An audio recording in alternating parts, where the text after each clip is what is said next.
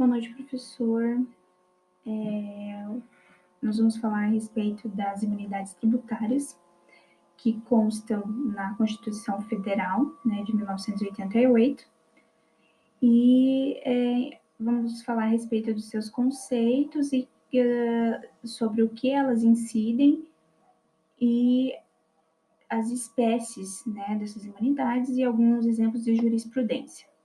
Então, como eu havia comentado, né, em relação ao conceito, elas são normas imunizadoras voltadas a limitar o poder de tributar do Estado.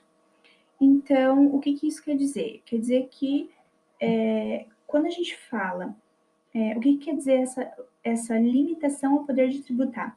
Quer dizer que o Estado, ele tem realmente o poder, né? Mas são dados limites para que ele execute esse poder sobre os indivíduos.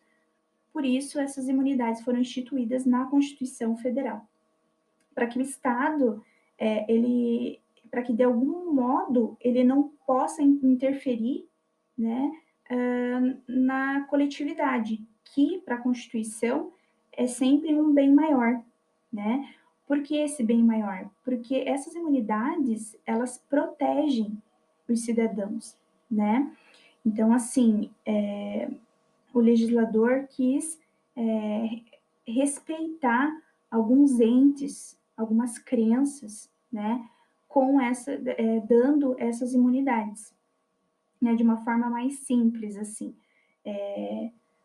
Alguns entes, algumas entidades, algumas pessoas, elas são contempladas com essas proteções, que são as imunidades, né, no caso. Então, elas obtêm o direito de realizar determinada ação que normalmente seria tributada, né, normalmente configuraria um fato gerador de tributo, mas como elas estão constantes nessas imunidades, isso não ocorre, né? Então, outra coisa bem importante também que a gente colocou ali, que essas imunidades, elas incidem somente sobre impostos.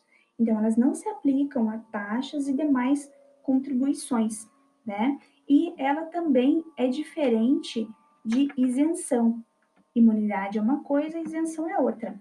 Então, a isenção, ela é o quê? É uma dispensa do pagamento do tributo. Então, como isso acontece? Né? Acontece o fato gerador, primeiro, depois existe a incidência do tributo, nasce uma obrigação, e logo depois disso a dispensa do pagamento do tributo. É como se fosse um favor fiscal que a lei concede a X pessoas ou a X indivíduos, empresas, enfim. Né? Falando em relação às espécies de imunidade, primeiro, né, é bom citar que elas são 5, e a primeira delas é a imunidade recíproca às pessoas políticas, União, Estados, DF e municípios. O que isso quer dizer? Então, quer dizer assim, primeiro que essa lei é chamada de recíproca porque um não pode cobrar imposto do outro, e não pode cobrar somente impostos, taxas e outras contribuições é livre de cobrança. Então, por exemplo, o Estado não pode cobrar do município o IPVA, e o município não pode cobrar do Estado o IPTU, porque existe ali um intuito de fazer com que a máquina pública continue funcionando, né? Número 2, imunidade do patrimônio, da renda e dos serviços dos templos de qualquer culto. Então, sempre é bom lembrar, quando a gente lê a respeito dessa imunidade, que, primeiro, né, acima de tudo, é assegurado a todos os cidadãos que a gente possui a liberdade religiosa. E para a liberdade religiosa não existe nenhuma limitação, ou ela também não pode ser muito menos desrespeitada, né? Qual é a intenção dessa imunidade? Essa imunidade, ela tem como foco, na verdade, com que os templos, esses templos não visem ganhar dinheiro, né, ter lucro, mas que eles continuem estimulando a manutenção da fé das pessoas. né? Até tem uma situação que fala a respeito de seitas onde existe sacrifício humano, existe racismo, essas não entram na imunidade, certo? São só, não entra nessa configuração porque ele já desrespeita a questão do racismo, de morte, né? Então, essas ficaram de fora. Número 3. Imunidade dos partidos políticos, sindicatos dos empregados, instituições assistenciais e educacionais sem fins lucrativos. Então, quanto aos partidos políticos e aos sindicatos, né, a interpretação que foi usada para enquadrar os dois nessa imunidade foi que eles atuam como representantes do povo e representantes da democracia, né? Por isso, por eles terem esse papel, eles não podem ter nenhum impeditivo para executarem essa função, né?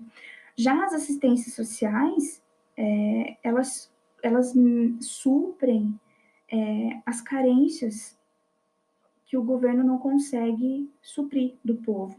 Por isso que ela também não entra nessa cobrança. É como se fosse uma mão lava a outra. Eu não te cobro, mas você me ajuda, né? Número 4. Imunidade dos jornais, livros, periódicos e o papel destinado à sua impressão. Nesse quarto tópico, nessa quarta imunidade, entra tudo que tem ligação direta com o material que vai ser publicado, independente de ser livro, jornal, periódico, enfim. Então, tudo que seja algum tipo de veículo de pensamento, né, não incide esses impostos, porque entra ali a liberdade de expressão e também tem o intuito de estimular, né, com que o conhecimento chegue a todos os níveis sociais aí, diminuindo o valor desses livros, enfim. Imunidade 5. Imunidade de fonogramas e videogramas musicais produzidos no Brasil, contendo obras de artistas brasileiros. Essa imunidade vem com o intuito de facilitar o acesso também de todas as classes sociais aos videogramas, né? E também para desestimular o comércio clandestino, que seriam as CD, DVD, pirata, né? Então, e também, ela também estimula a liberdade de expressão dos artistas brasileiros. Foi solicitado que no trabalho usássemos exemplos de jurisprudência, um termo jurídico que designa o conjunto das decisões sobre interpretações das leis. Um dos exemplos que iremos apresentar é o caso da Igreja de Bethesda, no Ceará. O Tribunal de Justiça do Ceará não cita explicitamente a súmula 724 do STF. Súmulas é o entendimento pacífico ou majoritário sobre determinado tema, e o tema tratado na súmula 724 do STF refere-se ao pagamento de IPTU, que é um imposto municipal, sobre imóveis das entidades beneficiadas no inciso 6 do artigo 150 da Constituição de 88. No caso da Igreja de Bethesda, no Ceará, ela tinha um imóvel que era usado para fins de ações sociais, ou seja, beneficiava a sociedade como um todo, e não somente a comunidade evangélica, pois não era um local para culto. A decisão do Tribunal de Justiça do Ceará foi que não se deve cobrar o IPTU sobre tal propriedade, independente se este imóvel era usado para culto, pois o imóvel está em nome da igreja, uma entidade imune ao imposto.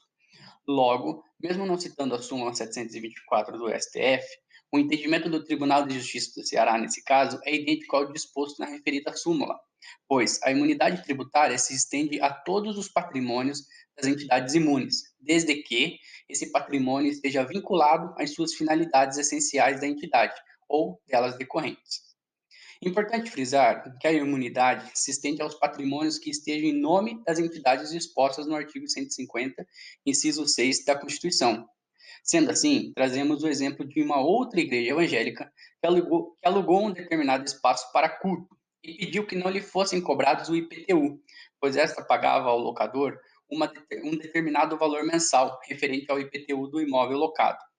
A decisão da 14ª Câmara de Direito Público, em fevereiro de 2020, foi de que a igreja não deveria estar pagando o IPTU, sendo que o imóvel não está em nome da igreja, mas sim em nome do locador, a quem pertence a capacidade tributária passiva. Portanto, a decisão não restituiu os IPTUs pagos pela igreja e não deferiu a imunidade tributária em relação ao IPTU do imóvel locado. O último exemplo de jurisprudência é sobre o que já foi falado no trabalho, que essa imunidade tributária se refere somente aos impostos e não sobre outros gêneros de tributos. Com isso, trazemos o exemplo do juiz federal Carlos Alberto Simões de Tomás, da segunda turma suplementar do Diário da Justiça. Em determinado processo, uma entidade pede que não seja mais cobrado as contribuições sociais. O pedido é indeferido, pois o entendimento correto do artigo 150, inciso 6, é de que esta imunidade é apenas para impostos e não contribuições sociais.